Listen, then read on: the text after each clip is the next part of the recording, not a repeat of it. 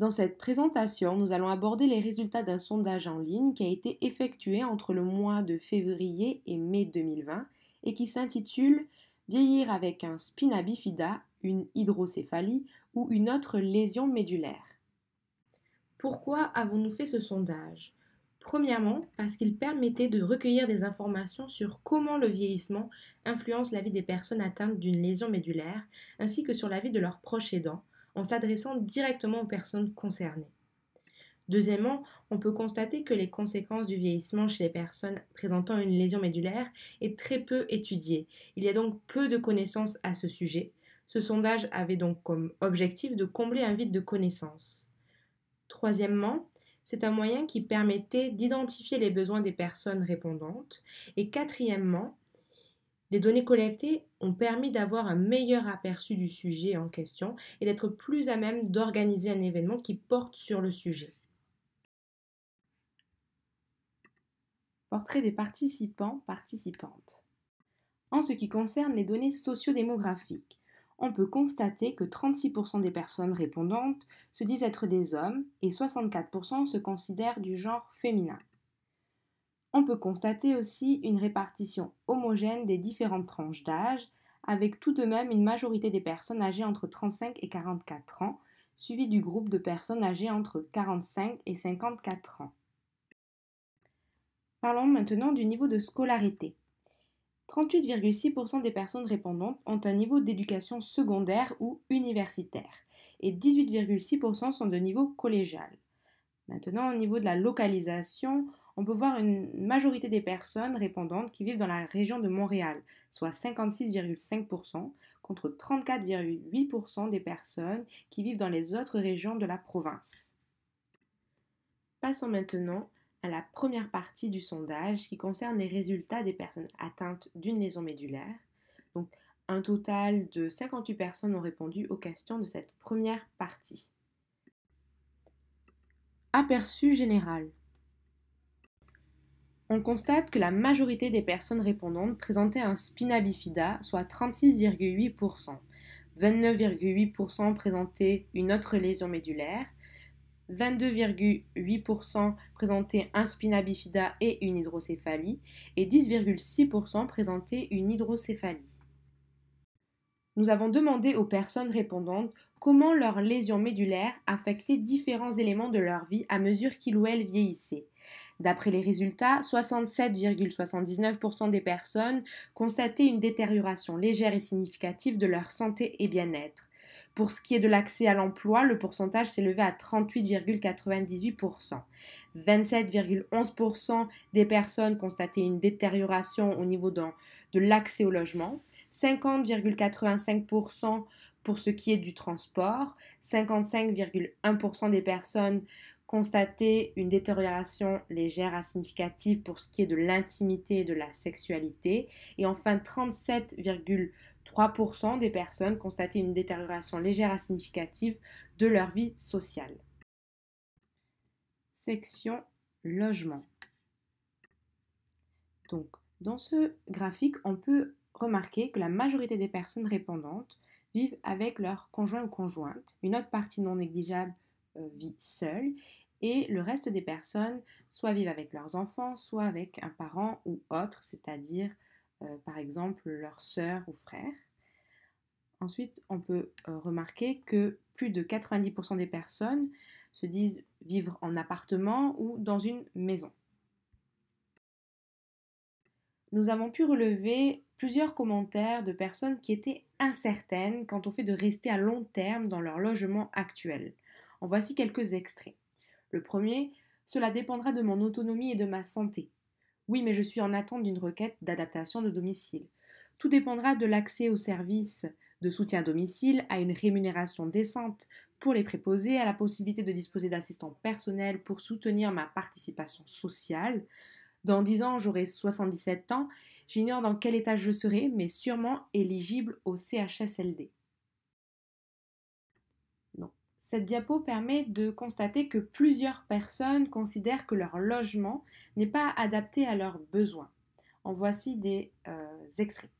Il y a des escaliers intérieurs. Pour le moment, je suis capable, mais j'ignore pour combien de temps encore. Pas adapté, trop petit, mur en ciment, danger de blessure. Je ne peux pas atteindre les armoires plus haut dans la cuisine sans aide et la salle de bain est un peu petite. Exigu et peu d'espace pour me déplacer convenablement à l'intérieur du logement. Mobilité personnelle. Dans la section concernant le déplacement mobilité, 58,62% des personnes répondantes ont indiqué se déplacer à l'aide d'un fauteuil roulant. 20,69% des personnes ont mentionné ne pas avoir besoin d'accessoires ni d'appareils pour leur déplacement. 20,69% d'autres personnes ont mentionné le fait donc d'utiliser une aide pour la marche.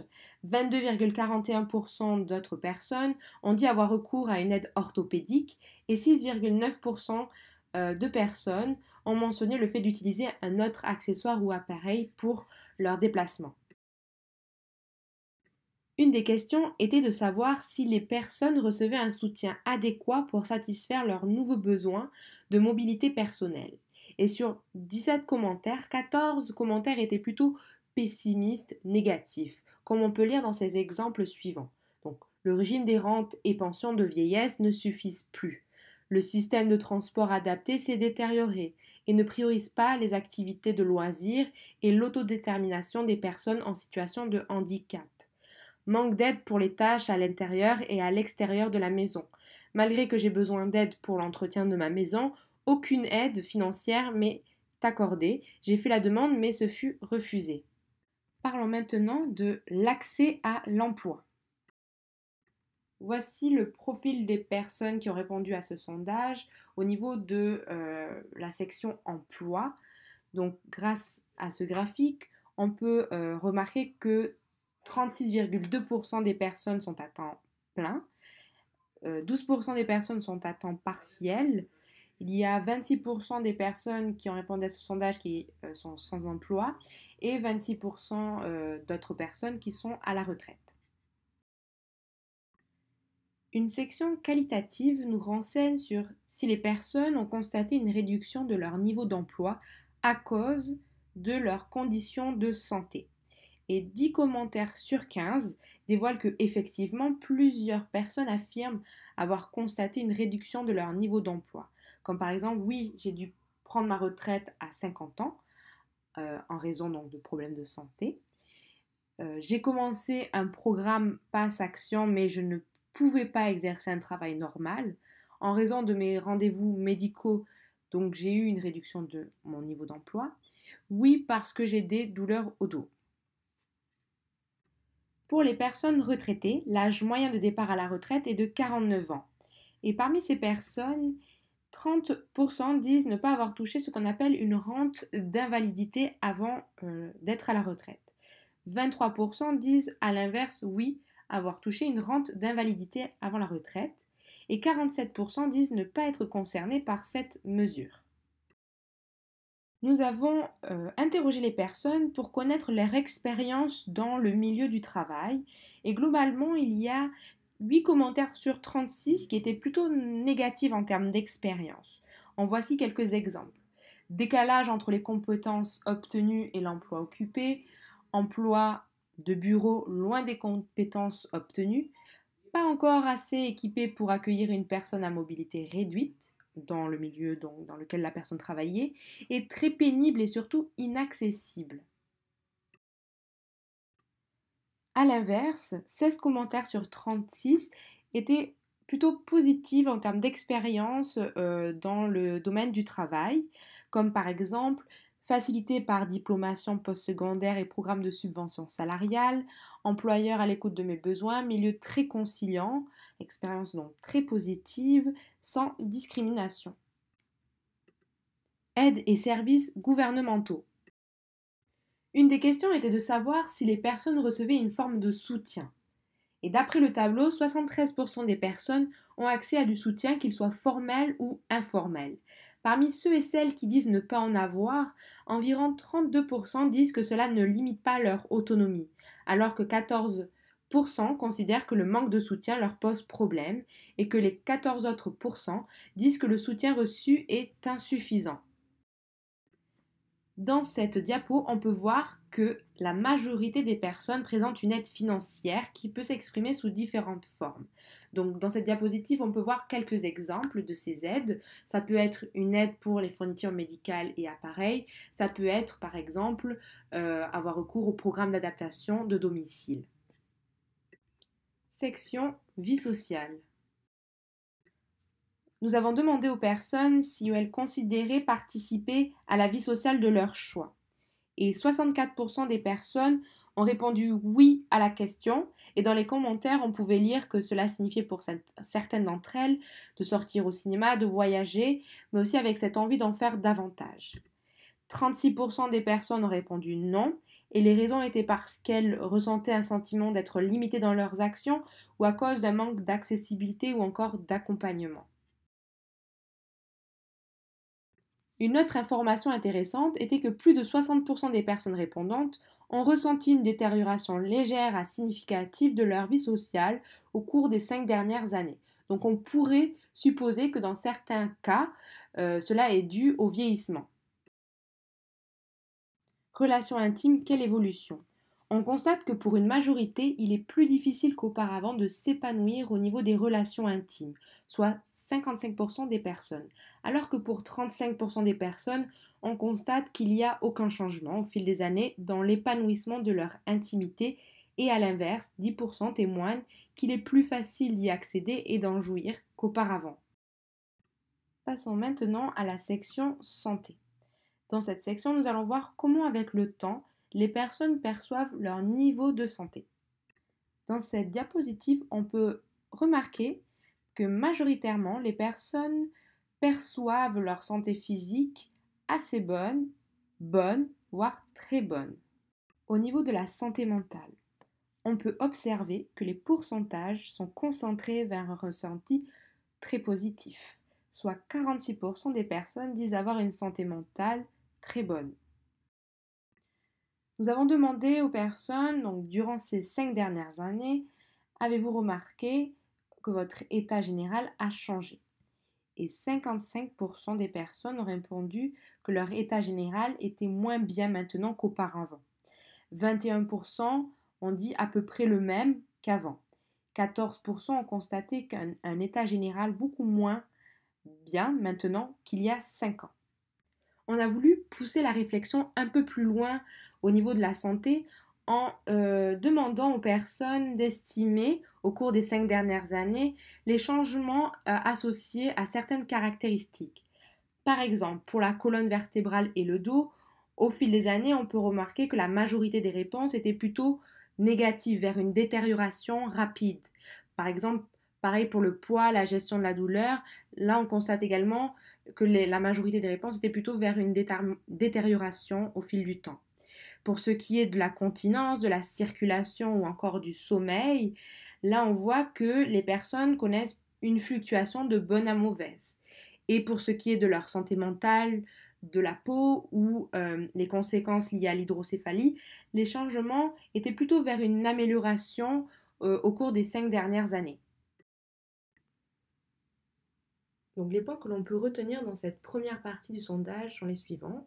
Donc pour la section logement, les personnes répondantes ont exprimé qu'en vieillissant, le besoin d'accéder à un soutien à domicile serait plus important ainsi que d'adapter leur logement en conséquence. Pour ce qui est de la mobilité de la personne, plusieurs pistes d'amélioration ont été mentionnées, notamment le fait d'avoir accès à un soutien ou une aide financière pour subvenir aux besoins, notamment de se fournir en accessoire ou en appareil pour une aide au déplacement.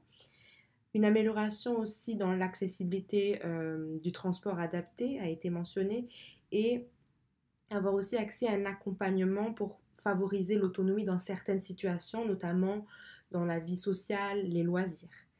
Pour la section expérience de travail, on peut constater que plusieurs facteurs, comme par exemple la situation de la personne, son niveau de handicap, l'environnement de travail dans lequel elle se trouve, tous ces facteurs vont influencer positivement ou négativement l'expérience dans le domaine de l'emploi. Pour ce qui est de la santé et de l'état général, on peut voir que globalement, les personnes ont exprimé une santé physique et mentale plutôt bonne. Les difficultés de santé que l'on a pu relever étaient des troubles intestinaux, des problèmes de continence, des douleurs chroniques. Et au niveau mental, psychique, c'était plus des épisodes dépressifs, un manque de concentration qui revenait le plus souvent. Pour la partie vie sociale et intime, on a pu constater qu'en vieillissant, il y avait plus de difficultés pour les personnes à accéder à un épanouissement social et intime. Ce que l'on pouvait relever dans les commentaires, c'était le sentiment d'incapacité, de limitation ou encore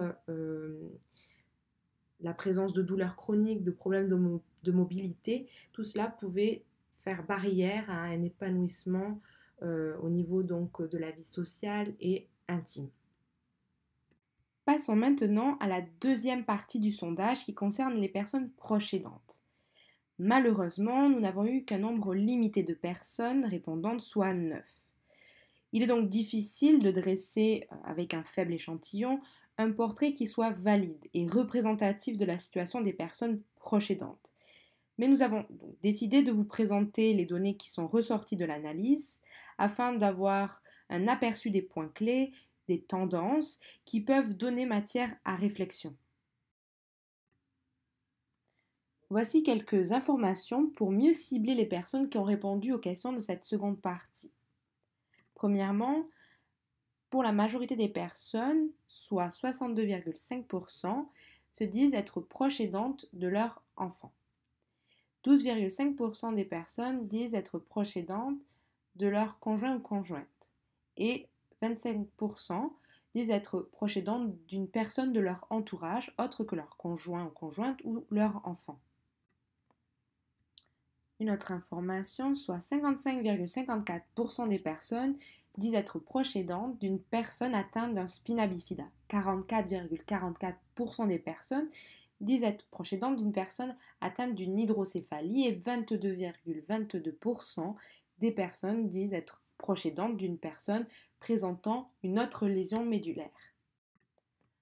On peut observer grâce à ce graphique que la majorité des personnes sont à la retraite, suivies des personnes qui sont à temps plein.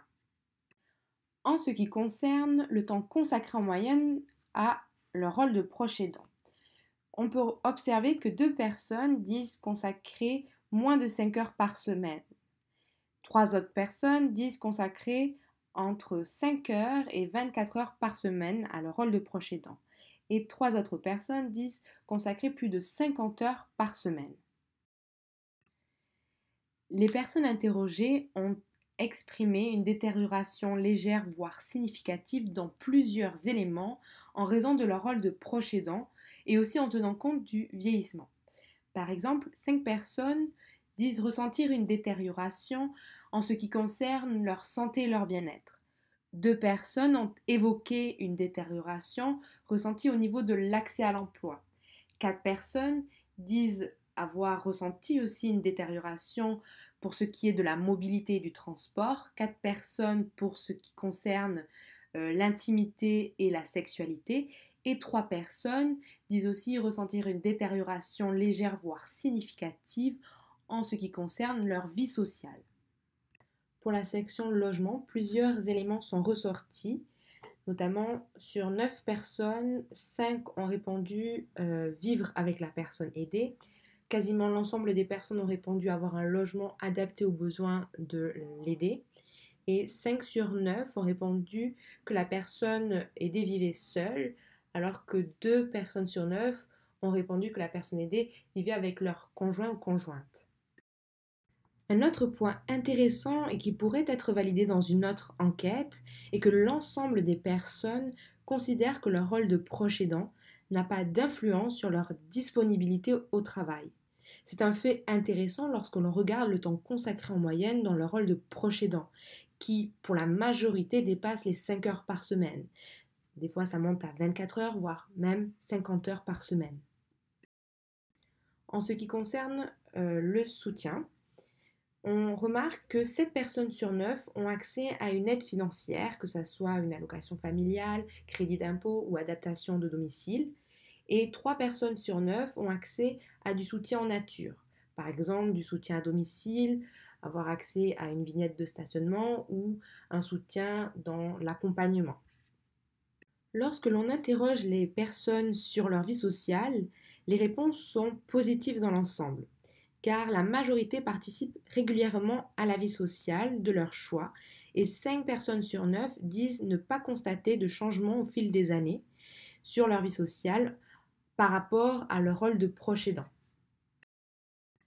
Toutefois, pour ce qui est de la vie intime, les réponses sont mitigées, car 4 personnes sur 8 rapportent que leur rôle de proche aidant affecte leur relation intime de façon négative avec le temps, alors que 4 autres personnes sur 8 disent ne pas remarquer de différence au fil du temps. Une autre question était de cerner quel type d'aide personnelle les personnes proches aidantes avaient recours, et on peut constater que les réponses sont multiples et variables. Par exemple, 2 personnes disent avoir eu recours ou avoir recours à un groupe d'entraide. Une personne plutôt à une aide psychologique.